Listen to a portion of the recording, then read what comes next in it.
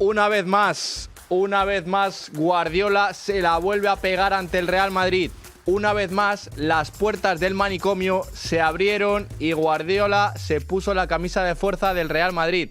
Analizamos hoy, en minuto 116, la debacle de Guardiola en el Bernabéu.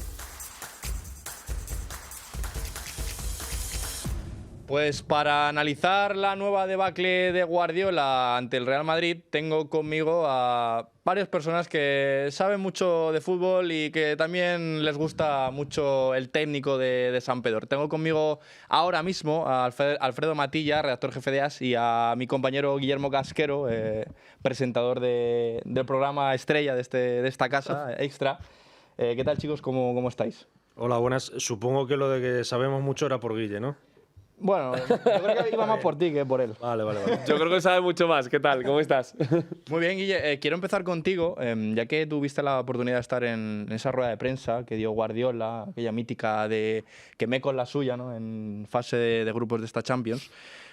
Quiero hablar un poco de esa actitud de Guardiola antes de los partidos. En esa rueda de prensa se le vio como muy, no chulesco, pero sí muy con el pecho muy hinchado, digamos. Pero esta última, esa actitud ha sido algo diferente. Pero siempre Guardiola muestra esa señal de superioridad, ¿no? Ese respeto que infunde, ¿no?, ante los rivales por ser quien es él. Pero luego, cuando llega la hora de la verdad ante el Real Madrid, se diluye. ¿Por qué? Bueno, a ver, es cierto que hay diferencia entre una y otra, ¿eh? A Guardiola no le vamos a pillar en una rueda de prensa nervioso en el Bernabéu porque ya ha hecho muchas y además lo controla a la perfección. La primera, fase Liga, llega, le dice ese que me con la suya a Xabi Alonso como consejo porque a él sí lo conoce, como dice después que Arbeloa no le conoce. Para mi gusto, domina mucho la escena de las dos. Aunque en la primera va un poco más sobrado, un poco más tranquilo, va un poco por encima del partido, y en la segunda no tanto. O por lo menos eso sentí yo en una y en otra dentro del Santiago Bernabéu. Lo que a mí me parece es que a Guardiola sí le sigue poniendo jugar en el Bernabéu, pero no sé si al City tanto. O sea, no veo al equipo tan motivado o que le ponga tanto jugar en el Bernabéu, sobre todo porque, por ejemplo, lo hablaba hoy contigo, Reinders juega con el Milán la temporada pasada y hace un gran partido en el Bernabéu. No le impone el estadio y está por encima del partido y por encima del rival y de sus compañeros. Y esta semana, por ejemplo, a Reinders no le vemos en la segunda parte 45 minutos. A mí me parece que Guardiola no le ha perdido el respeto al Bernabéu, siempre se lo ha tenido, la verdad. Sí. Lo hablábamos el otro día también en minuto 116. Pero sí siento que él conecta con el partido y quizás no logra que el equipo conecte tanto con el partido. O por lo menos eso sentí la última vez. Hablaba Aritz en esa columna de opinión que escribía después del partido, de guardiolada histórica. Por cierto, lo tendremos a Aritz ahora en unos momentos con nosotros aquí en minuto 116. Y hablaba de ese nuevo tiro en el pie que se pegaba Guardiola. Vimos un planteamiento bastante extraño, teniendo en cuenta quién es Guardiola. Y a mí me da la sensación que el partido pedía otra cosa. No pedía ese ida y vuelta, sino un ritmo más bajo, de control, de avasallar al rival, ¿no?, de empujar al Madrid contra su propia portería y esperar a la oportunidad indicada para marcar y para llevar al Etihad un resultado bastante más favorable. Y vemos un City muy largo, muy roto, y eso, para Arbeloa, es el plan de partido perfecto, porque el Real Madrid vuelve a plantear un partido de mínimos, como vimos con Xabi Alonso, porque, seamos claros, el Real Madrid es inferior ahora mismo en cuanto a nivel al Manchester City por bajas, por sensaciones y por todo lo que hemos visto a lo largo de la temporada. Pero ¿cuánta de culpa tiene Pep en esto, en este planteamiento y en esta derrota, Mati? Fíjate que yo pienso que, tiene mucha culpa sobre todo lo que pasa en el primer tiempo, pero a mí me decepciona más lo que pasa en el segundo. Porque creo que la capacidad de respuesta que dio el City a lo que estaba ocurriendo no apareció por ningún sitio. También hay que decir que muchas veces los análisis los hacemos ya luego con el resultado en la mano. Si a mí me preguntas por los primeros 15 minutos, era un respeto total, como diciendo, aquí va a pasar algo gordo. Que me recordó mucho un partido, creo que acaba con 1-0 victoria del Real Madrid, un Bayern que viene al Bernabéu y los primeros 15 minutos el Bernabéu está en silencio por la cantidad de futbolistas que tenía, la propuesta, Lam metiéndose en medio campo, y decías, aquí va a haber un estropicio gordo. Luego lo que sucede es que una jugada cambia por completo el partido, una diagonal de Courtois aprovechada por Valverde, y ahí cambia absolutamente todo, se incendia el Bernabéu, se incendia el Real Madrid y se viene abajo otra vez el City, como otras muchas veces que le ha sucedido. ¿Que fue un planteamiento no esperado? Totalmente. Lo que pasa es que cuando juegas contra rivales de esta entidad y tantas veces y tan seguido en una competición como la Champions, al final tienes que innovar y tienes que hacer cosas diferentes. El City ya venía en algunos partidos jugando así. En la Premier, por ejemplo, hay los últimos 6-7 partidos, creo que está invicto el City, pero ya en el anterior, en la última derrota, el City había hecho algo parecido, que era dejar muy solo a Rodri en medio campo y sustituir esos interiores por jugadores más adelantados, que era lo que yo creo que pretendía ayer Guardiola, sobre todo atacar las espaldas y obsesionarse mucho con meter jugadores detrás de Tchouaméni. Para eso, ¿qué haces? Cambias totalmente el concepto de juego del City, que es atraer con posesión en medio campo, para una vez que rompes la línea, ya atacar a esa defensa que al Real Madrid le cuesta mucho, sobre todo con los laterales, no el caso de Mendy, pero cuando juega Carreras o el propio Trent, ya atacar esas espaldas. El plan lo cambió y no le salió bien, que era sorprender al Real Madrid con un juego mucho más directo. Ayer es la primera vez, o yo creo que al equipo de los que ha entrenado Guardiola, y entre ellos incluyo al Barça, que han jugado más directos. O sea, yo no recordaba un equipo que jugara, que en cuanto los extremos recibían, encarasen constantemente. Normalmente un juego mucho más horizontal para intentar luego meter un pase interior y ya sorprender. Y ayer era un City poco reconocible. Le salió mal, al Real Madrid le salió bien, y con esto no quiero que sea un comentario que seguramente es impopular, pero yo estoy también de acuerdo con la lectura que hizo Guardiola de que salieron las cosas mal, pudieron salir todavía peor, es un resultado escandaloso, pero el planteamiento, lo que él tenía en la cabeza, no estaba del todo mal tirado. Es más, todavía hay eliminatoria. Todavía hay eliminatoria, la Champions, es la competición de las competiciones, la favorita del Real Madrid, pero es que el Real Madrid es la bestia negra de Pep. El dato es 5 victorias, 3 empates y 4 derrotas, y hay un poco de asterisco porque es empate, pero acaba en derrota en penaltis, esa eliminatoria en el Etihad, con ese penalti de Rüdiger que le da el pase a la siguiente ronda al Real Madrid. Y en cuanto a eliminatorias, el récord es demoledor para el Real Madrid. 2 victorias, 3 derrotas para el City, pudiendo ser una cuarta, con un resultado muy favorable para el Real Madrid en esta vuelta que nos viene en el Etihad.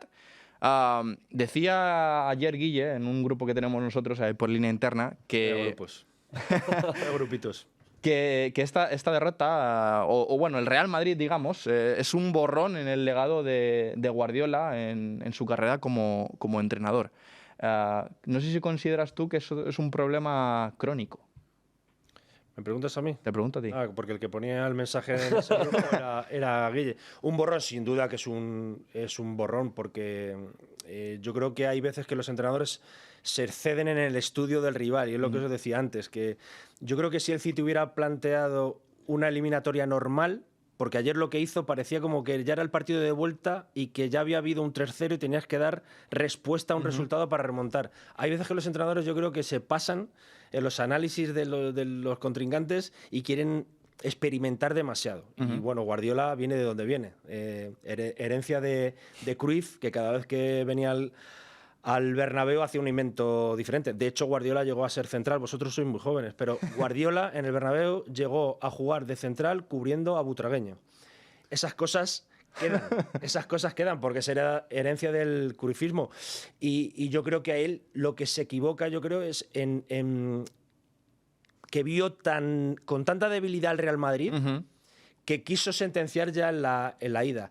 Y ya no solo le valió que cuando con el 1-0, incluso que ya luego con el 2-0, insistir en el error, porque el Madrid se pone por delante 1-0, te proteges, cambias el plan un poco, y el City, con la calidad que tiene, los porcentajes de posesión y los futbolistas diferenciales, que ayer tenía más futbolistas diferenciales que el Real Madrid, la eliminatoria es que siga viva cuando acabe el partido en el Bernabéu. Entonces, para mí es un borrón porque no sé cuántos partidos llevará Guardiola en la élite, que pueden ser 1835, parecía que era un recién llegado a la Champions. Y muchas veces es por ser o por querer demostrar que sigue innovando en el fútbol, que es a veces de lo que peca, no se conforma con lo que ha hecho, que para mí es mucho, y yo creo que es el mejor entrenador que hay, o el mejor entrenador que ha habido en el mundo, y que quiere seguir innovando. Y ayer se pasó un poco de igual de moderno, de atrevido o de valiente.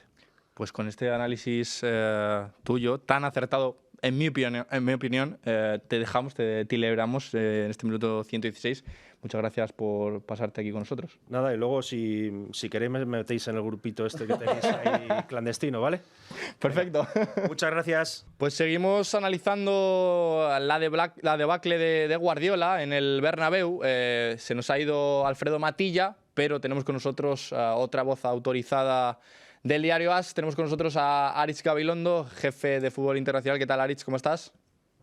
Hola, ¿qué tal? Muy buenas. Y bueno, por supuesto, seguimos aquí con Guillermo Casquero.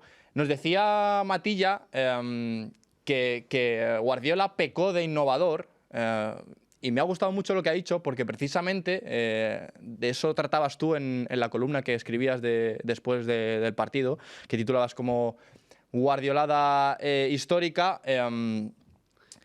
¿Cómo viste tú el partido? Porque es que otra vez Guardiola, otra vez se pega un tiro en el pie ante el Real Madrid. ¿Por qué Guardiola vuelve a inmolarse?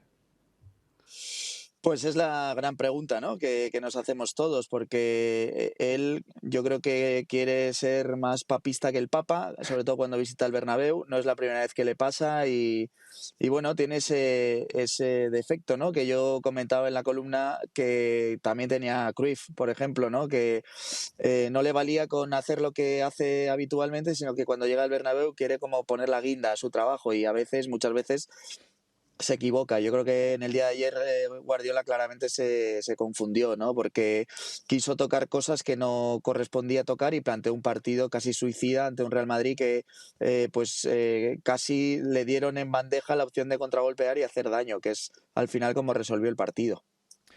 Decía Nacho González por Twitter, Nacho González, para mí uno de los mayores referentes en el mundo Premier, ex compañero de la media inglesa, que Guardiola planteó un partido de extremos y que eso le llevó a traicionarse a sí mismo. Pero más allá de eso, del planteamiento en sí, creo que se equivoca en algunas piezas, porque entiendo la parte de Husanov por Núñez para parar esa banda izquierda con Vinicius, pero no sé si a lo mejor Cherki debió haber aparecido antes como titular, Reinders, no vimos a Foden y en su lugar mete a Doku, que sí que es cierto que contra el Real Madrid más o menos siempre le ha surtido efecto, pero por ejemplo apuesta por Savinho, que haciendo un poco mención a lo que dijo Rubén en el partido de ayer durante la retransmisión, es que no sabía ni que estaba jugando Savinho. Sí, bueno, tuvo varios errores clamorosos. Para empezar, de concepto, porque jugar sin centrocampistas en el Bernabéu es un delirio, ¿no? Dejó a Rodri completamente solo. Rodri, que por cierto creo que hizo un buen partido, pero es un Rodri al 60-70% de lo que es Rodri. O sea, no estamos hablando del Rodri prelesión. Yo creo que es un Rodri que con un complemento al lado, pues sí que te puede dar un nivel altísimo, pero si desnudas el centro del campo como hizo Guardiola, prácticamente dejas vendido a Rodri y a cualquiera que juegue ahí, porque era 1 contra 4 a la hora de hacer transiciones. No entendí en absoluto lo de los extremos. Entiendo que él quería o que intuía que podía abrir mucho la defensa del Real Madrid con extremos así, pero no funcionaron y desde luego, sobre todo Savinho, y desde luego no equilibraron al equipo a la hora de defender. Y luego, si vas a intuir que te van a contragolpear, yo, sinceramente, pues hubiera mantenido a jugadores rápidos en los laterales. Kusanov lo es, evidentemente, pero es mejor, creo, en el cuerpo a cuerpo defensivo, que por eso lo metió contra Vinicius. En el caso de buscar jugadores rápidos que te puedan cerrar ataques, creo que es más lógico Aït-Nouri que O'Reilly, Sí. y es más lógico Mateus Nunes que Kusanov. Entonces yo creo que él no entendió bien el partido que se iba a encontrar, porque para mí clarísimo ese fallo, el de desnudar el centro del campo, y además casi diría conceptualmente tienes que ser un poco más pragmático en el partido de ida, no exponerte a que te puedan meter un 3-0 que ahora te complica la vuelta. Es mejor un 0-0 sin dar ninguna impresión de debilidad defensiva. Por cierto, cosa que ha hecho Guardiola en el Bernabéu y en varios partidos de ida de eliminatorias, jugar mucho más pragmático. Es mucho más lógico eso que lo que hizo ayer. No sé si queriendo ir a buscar la eliminatoria en el partido de ida, pero al final se llevó un correctivo durísimo.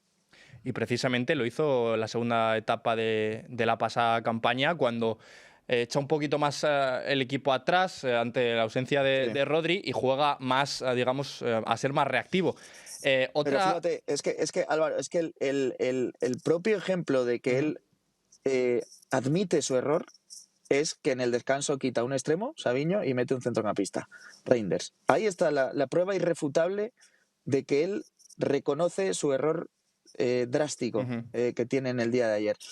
No sé si Reinders, pero Cherki desde luego es mucho más interior que extremo. Incluso Nico González con Rodri, un doble pivote, fíjate la coraza defensiva que le hubiera supuesto tener un doble pivote ahí en condiciones con Rodri y con Nico González. Pero bueno, pues él se confundió y lo arregló en el segundo tiempo. En el segundo tiempo sí que vimos un City bastante más reconocible, precisamente por eso, porque Rodri no estaba absolutamente solo como sí lo había estado en el primer tiempo. Otro que tampoco apareció, Guille, fue Haaland. Una vez más, la defensa del Real Madrid se convirtió en un agujero negro para el noruego. Son 3 goles y 1 asistencia en 7 partidos, 2 victorias, 2 empates y 3 derrotas con el noruego jugando con el Manchester City ante el Real Madrid.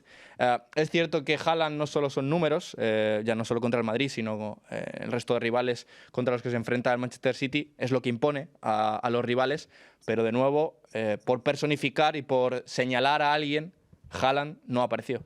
Bueno, es que Aritz igual nos puede comentar mejor, que ve siempre la Premier, pero yo, llevándolo todo, circunscribiéndolo solo a grandes noches de Champions, yo no veo a Haaland diferencial a nivel Real Madrid, con el tipo de partido, prototipo de partido que siempre plantea el Real Madrid. Sí es cierto que a veces hemos hablado mucho en la prensa de el duelo Rudiger-Haaland, del Haaland-Rudiger. Es que para mí, en este partido último del Bernabéu, prácticamente no hay ni duelo, porque no hay comparecencia de Haaland. No hay un duelo que proponer para ganar, perder o empatar frente a Rudiger. Y tampoco creo que el no ver a Haaland en ese partido de ida de octavos sea un gran mérito de la pareja de centrales, que creo que no estuvo mal y Højsens dando un paso al frente, pero no creo que sea del todo mérito, ni siquiera mérito incluso nada de Højsens y de Rudiger.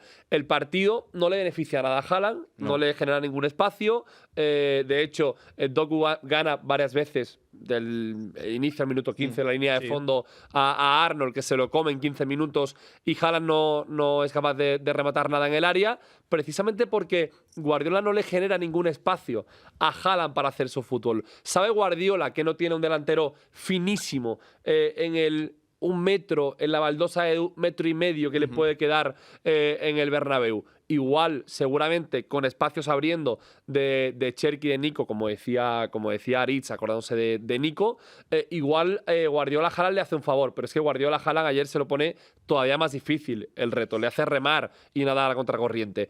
Partiendo de esa base, Guardiola creo que intentó innovar. Fue uno de los entrenadores, que me corrija Aritz si me equivoco, creo que no, que empezó a diluir la figura de un 9 para jugar en la élite ya hace casi una década. Guardiola es el primero que empieza a jugar con falso 9. De hecho, mete en el Bernabéu con la genialidad de Messi de falso 9 para ganar ese clásico tan importante y empieza a hacer otro tipo de fútbol, sin tirar de un 9, con Villa abierto a banda izquierda, jugando, por ejemplo, con C. Fábregas la selección, también tirando de ese guardiolismo, y como siempre ha ido por delante del resto, lo ha querido hacer, jugando con Haaland y atrayendo el fichaje de Haaland, cuando tampoco Guardiola es un gran entrenador para grandes nueves, o no ha sido siempre un entrenador de grandes nueves dentro del equipo. Bueno, lo estuvo con Ibra, por ejemplo. Sí, por ejemplo, y con Eto'o. Entonces, Ha querido innovar, creo que le salió muy bien en la Premier que ganó, ha ganado una Champions y el mérito no se lo puede quitar nadie, pero en el fútbol de Docus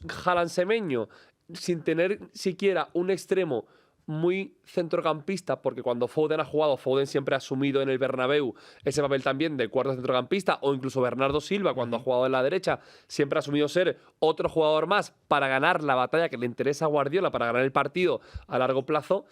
Es que ayer vi a un Guardiola, la verdad, muy valiente, pero muy poco reconocible. Ayer veo el partido Fíjate, Guille, sin camisetas y no veo a un equipo de Guardiola por ningún sitio.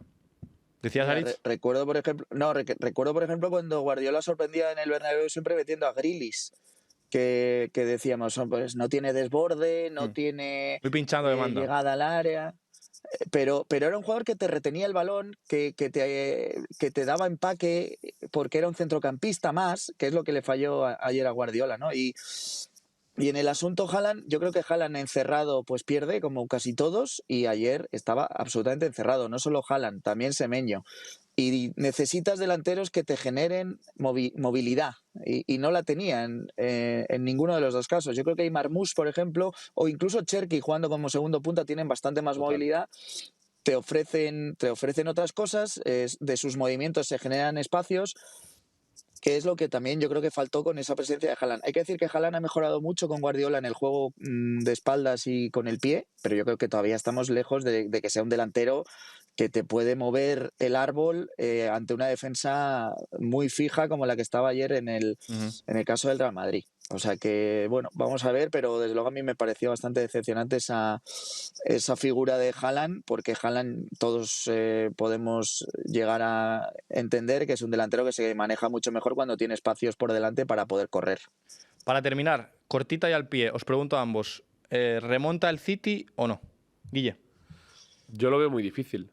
Lo veo muy difícil porque con la eliminatoria tan cerrada o tan alargada por el Real Madrid, no me imagino a un Real Madrid en el Etihad generando espacios. Es decir, Guardiola ha permitido que el Madrid vaya al Etihad con su plan de partido favorito. Y el plan de partido favorito para el Madrid, que es el que peor le viene justamente al City de Guardiola. No se ha quitado la amenaza del espacio de Vinicius y Valverde en la vuelta, porque lo va a tener si el City encierra al Madrid. No se ha quitado un plan innovador diferente de Arbeloa porque tenga que buscar una remontada o algo diferente y sustituye a un centrocampista para meter a un delantero. Yo, por ejemplo, digo una cosa muy rápida. Igual a Guardiola le hubiese interesado que hubiese jugado Bellingham en el partido en vez de Thiago Pitart. Por ejemplo, para mí es una clave importante del partido. Yo lo veo casi dificilísimo. Decía Matilla antes que él cree que hay eliminatoria. A mí se me hace muy difícil ver que hay eliminatoria. ¿Tú, Aritz? Bueno, a ver, hay que reconocer que el City no fue el City y que el Madrid no fue el Madrid de estos últimos meses. Es un partido bastante diferente a lo que podíamos intuir. Por lo tanto, si la lógica nos lleva a pensar que las cosas van a volver a su cauce, pues seguramente no veamos a un Madrid tan potente como el que vimos ayer y vamos a ver a un City bastante más mejorado que el que vimos ayer. Ahora, la distancia es muy, muy grande. Y luego otra cosa, también por imaginar el partido de vuelta, yo creo que el City va a cargar mucho más el área de lo que hizo ayer. Otro defecto que para mí no habla bien de Guardiola ayer, si tienes a Haaland y a Semenyo arriba, por lo menos centra, porque es que no se vio en ningún momento exigida la pareja de centrales del Real Madrid con centros laterales. Y Haaland, aparte de ser buenísimo al espacio, es bueno también en centros laterales. Entonces, intuyo que con una necesidad de tener que remontar un 3-0 van a cargar mucho más el área y van a entrar dudas en lo que es la defensa del Madrid. Y bueno, si marca pronto un 1-0, incluso se pone 2-0 antes del descanso, yo sí que creo que puede haber eliminatoria todavía. Pues veremos qué ocurre. Ojalá sea un partidazo, independientemente de lo que ocurra, pero un partidazo. Muchas gracias, chicos, por pasaros por aquí por Minuto 116. Esto ha sido el Minuto 116 de hoy. Gracias por estar un día más. Recordad que tenéis todos los episodios en la web del Diario AS, en nuestro canal de YouTube y en todas las plataformas de audio. Y recordad darle like, compartirlo y puntuadlo bien, que es gratis, hombre. Nos vemos en la próxima.